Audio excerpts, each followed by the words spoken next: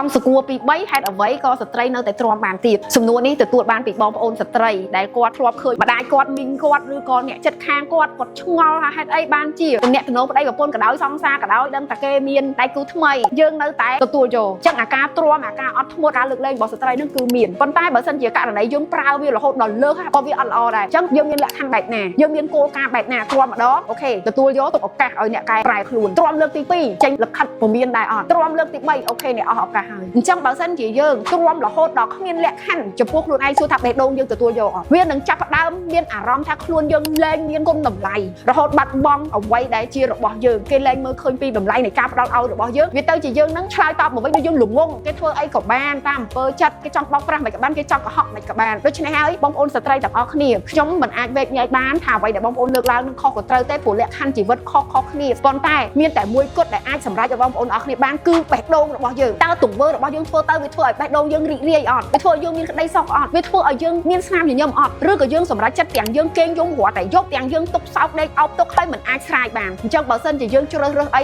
យើងពេញចិត្តហើយយើងទទួលខុសត្រូវនឹងលទ្ធផលគឺយើងនឹងមានក្តីសុខជូនពរឲ្យបងប្អូនទាំងអស់គ្នាដែលមើលវីដេអូនេះទទួលបានជីវិតល្អប្រសើរហើយអ្នកដែលកំពុងតែមានអារម្មណ៍ថាខ្លួនឯងនៅក្នុងអ្វីដែលអ្នកគ្រូសេប៉ៅកំពុងនិយាយយើងអាចដកឃ្លាបន្តិចដើម្បីទៅវាយតម្លៃលទ្ធផលរបស់យើងនិងមើលទៅលើអ្វីដែលយើងចង់បាននៅពេលអនាគតតែបច្ចុប្បន្នគឺជារួមសំខាន់បំផុតសម្រាប់យើងអញ្ចឹងសូមឲ្យថ្ងៃនេះយើងវាយតម្លៃហើយស្អែកយើងនឹងចាប់ផ្ដើមជីវិតថ្មីទំព័រថ្មីរបស់យើងចាប់ពីពេលដែលយើងបានសម្រេចចិត្ត Complex Share Follow Page ដើម្បីទទួលបានវីដេអូល្អៗជាថាមពលវិជ្ជមានទៅកាន់បងប្អូនទាំងអស់គ្នាហើយផ្ដោតជាមួយអ្វីដែលយើងចង់បានទាំងអស់គ្នា